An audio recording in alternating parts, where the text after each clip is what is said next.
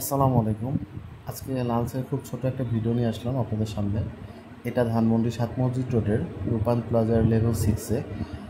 এটার নাম হলো বাফেট প্যারাডাইস, আপনারা যেটা দেখতে পাচ্ছেন। তো আপনারা ফার্স্টে ঢোকার পরে এরকম একটা লুক পাবেন। তো এখানে দেখতে পাচ্ছেন অলরেডি খাবার সার্ভ করা হয়ে গেছে। তো এখানে আপনারা প্রথমে দেখতে পাচ্ছেন এটা হচ্ছে চিকেন সিজলিং, তারপরে আছে চিকেন বাটার, তারপর নান। এখানে সবগুলাই বেশিরভাগই আমি জানি আপনাদের কাছে খুব পরিচিত, তারপরও জাস্ট কিছু জিনিসের নাম আমি বলে দিচ্ছি। এখানে কিছু রাইস আইটেম দেখতে পাচ্ছেন, 2 রকমের রাইস আছে।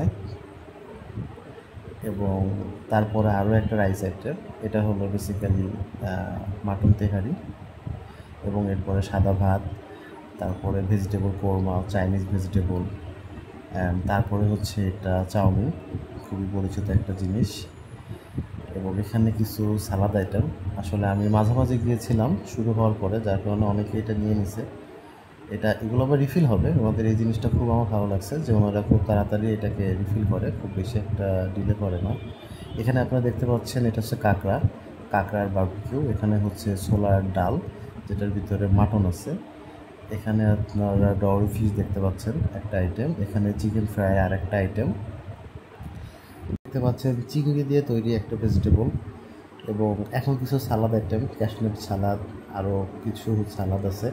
তারপরে এখানে 3 রকমের স্যুপ আছে। এই যে এখন যে স্যুপটা দেখতে পাচ্ছেন এটা হচ্ছে আসলে সি ফুড দিয়ে তৈরি করা, ভিতরে ক্র্যাব আছে এবং এটা খুবই পরিচিত সবার থাই স্যুপ। এবং এখানে দেখা যাচ্ছে কিছু ডেজার্ট আইটেম, এগুলোও আসলে রিফিল হবে। আমি যেমনটা বললাম যে আমি একটু শেষের দিকে গেছি, যার জন্য সবাই আসলে নেওয়া শুরু করে দিয়েছেন। এখানে আমি আমার জন্য একটা প্লেটে এলোমেলোভাবে কিছু খাবার আনছি, আপনি দেখতে পাচ্ছেন।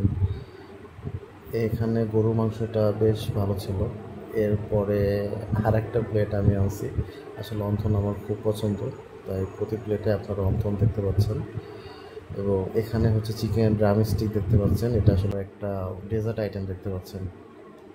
ফাইনালি হচ্ছে এই ছিল আমার ভিডিও। সো এটা আসলে কোনো ফুড রিভিউ না, আমি খুবই ছোট একজন মানুষ এবং আমি জানি এটা আসলে কোনো প্রফেশনাল ভিডিওর মধ্যেই পড়ে না। সো আমার সব কিছুকে আপনারা আশা করছি একটু ক্ষমা সুন্দর দৃষ্টিতে দেখবেন।